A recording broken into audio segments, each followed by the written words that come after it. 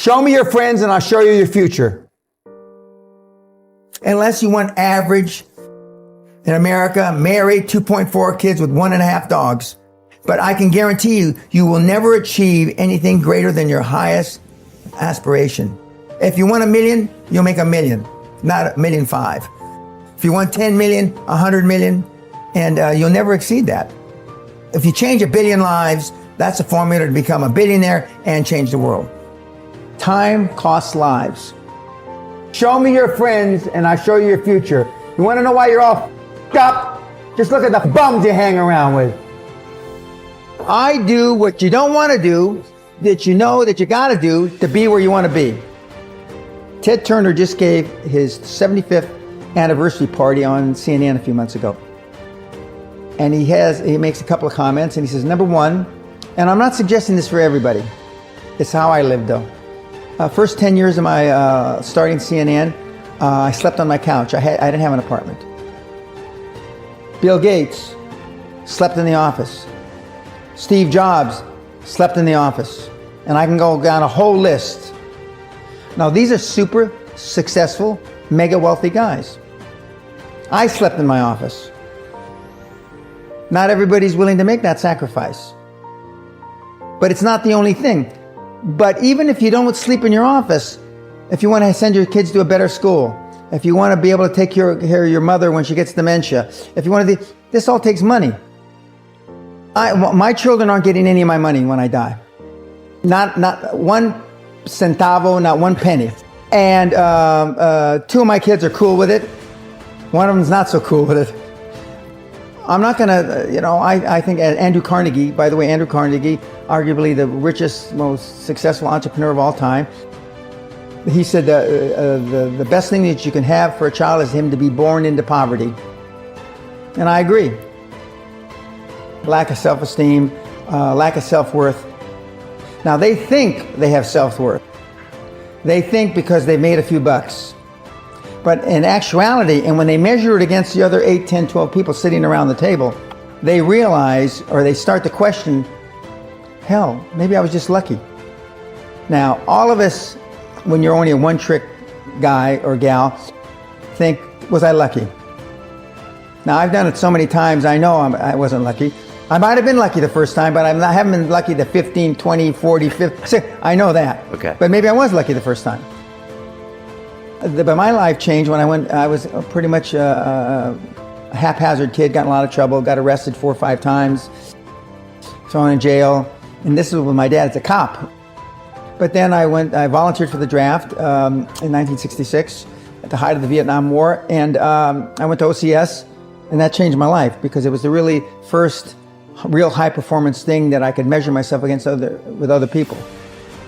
2/3 of all Fortune 500 CEOs have one thing in common: military background.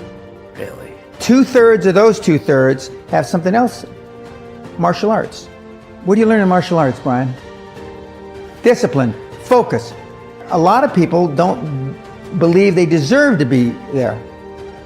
I convince them, and we have these drills, why you belong there. A lot of people that come there, with money, that have made money, think they made it by accident. Right.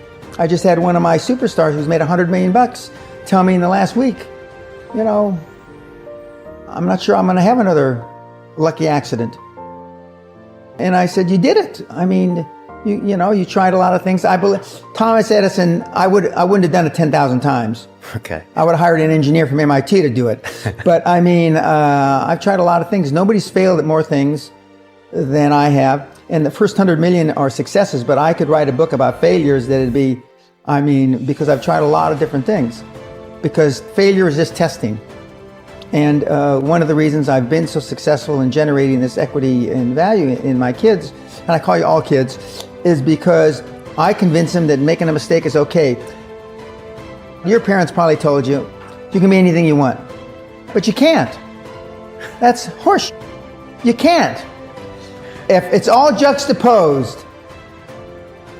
But what you tell them is that you can do anything you want that you have passion for, because that eliminates most of the crap.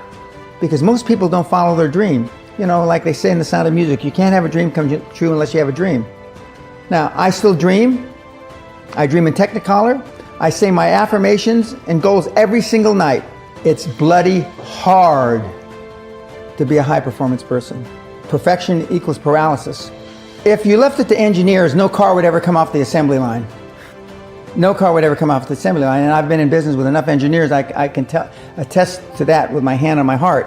They'd still be trying to make it better. And the internet business is very much the same. The internet kids want to test and test and test, and they want the landing page to be this. And roll it out. The great thing about the internet is your results are instantaneous. If something that I'm overseeing at a Concord level, 60,000 feet, doesn't work in 2 days, forget about it, move on. And today at our meeting, now the young kids are, we ran it 3 days, sir, and we closed it down. And they are thinking I'm going to ask why. I said, no, that's fine. Next, because without them making mistakes and without them being allowed to make the decision, they never get any better. And in 95% of the time, I know probably better than they do. We're never going to be able to know everything or have them know everything unless they make some mistakes and get comfortable with making mistakes. What gets measured gets accomplished. Without measurement, you're just fooling yourself. Before I had any money, I used to go to the Rolls-Royce dealers and sit in the cars and smell the leather, touch the leather, okay? I went to $1 million houses, and my wife and I would walk through the house, and they'd say, when are your parents getting here, kids? No, we are the buyers. Practice within when you're without. Practice being successful. How many people listening to this today practice being successful today? Through affirmations, through going to the Rolls-Royce dealer, maybe Lamborghini, maybe something else. Right. In my particular case, it was Rolls-Royce. And within a year of me going to the Rolls-Royce dealer, I had a Rolls, okay? Within 19 months of me dreaming and adding it to my goals, a castle on an island, I own Guthrie Castle. 19 months. Okay. Go to stores you can't afford. Go hire lawyers you can't afford. Lawyers will meet with anybody. Accountants will meet with anybody. Go to the big four accountants with a business idea. The first couple meetings are for free. Jettison probably a lot of the people you hang around with. If you have poor public speaking skills, join Toastmasters. Do these. If you went to a good school and you're not successful, go to the alumni deals. Okay? I didn't go to a good school. I'm a perfect living example that a lot of trouble as a kid, working class background, my parents, went to just a mediocre university that I flunked out of 3 times before I finally graduated with honors, but and had no money to begin with, $820. So it's all possible. But I devoted myself to feeling successful. I was wearing suits like this before I could afford them. Most people procrastinate because they're unsure, so just do it. And but I've never had a problem just doing it, because one of the things is you learn as a young combat infantry officer is time costs lives. We overanalyze because we're unsure. We don't overanalyze because we are not sure if it'll work or not. We're more worried about, on the emotional side, it embarrassing us.